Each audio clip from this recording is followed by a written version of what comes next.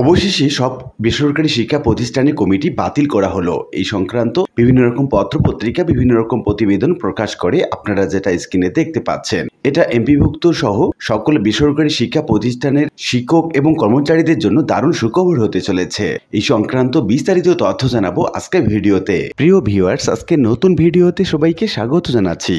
আপনি যদি আমার চ্যানেলে নতুন হয়ে থাকেন তাহলে এরকম গুরুত্বপূর্ণ ভিডিওর আপডেট পেতে চ্যানেলটি সাবস্ক্রাইব করে রাখুন। ভালো লাগলে লাইক কমেন্ট করুন আর সম্পূর্ণ ধারণা পেতে পুরো ভিডিওটি না টেনে দেখুন। তাহলে শুরু করা যাক।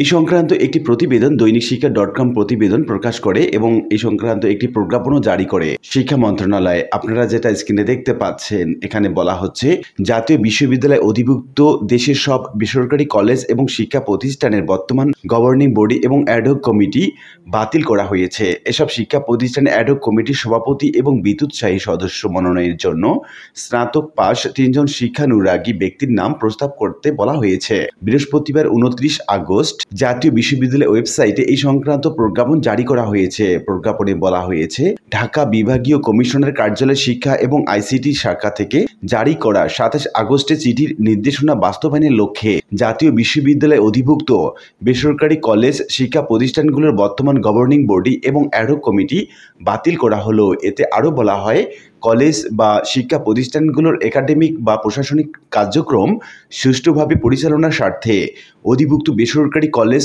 অথবা শিক্ষা প্রতিষ্ঠানগুলোকে বিধি মোতাবেক বিশ্ববিদ্যালয়ে নির্ধারিত ফর্ম পূরণ করে অ্যাডহক কমিটি গঠনের লক্ষ্যে সভাপতি এবং বিদ্যুৎসাহী সদস্য মনোনয়নের নিমিত্তে ন্যূনতম স্নাতক ডিগ্রিধারী 3 জন করে শিক্ষা অনুরাগী ব্যক্তির নাম প্রস্তাব করতে অনুরোধ করা হলো। এর আগে গত 20 আগস্ট দেশের সব বেসরকারি শিক্ষা প্রতিষ্ঠানের গভর্নিং বডি এবং ম্যানেজিং কমিটির সভাপতিকে সরিয়ে দেয় অন্তর্বর্তীকালীন সরকার। আর 21 আগস্ট দেশের সব সরকারি প্রাথমিক বিদ্যালয় ব্যবস্থাপনা কমিটি বাতিল করে এসব কমিটি পুনর্গঠনের নির্দেশ দেওয়া হয়। বেসরকারি কলেজ বা শিক্ষা প্রতিষ্ঠানে বিদ্যমান গভর্নিং বডি এবং অ্যাডহক কমিটি বাতিলকরণের কারণে দেশের শিক্ষা প্রতিষ্ঠানগুলোতে একটি স্থিতিশীল অবস্থা ফিরে আসবে বলে প্রত্যাশা করছেন শিক্ষক এবং কর্মচারীবৃন্দ।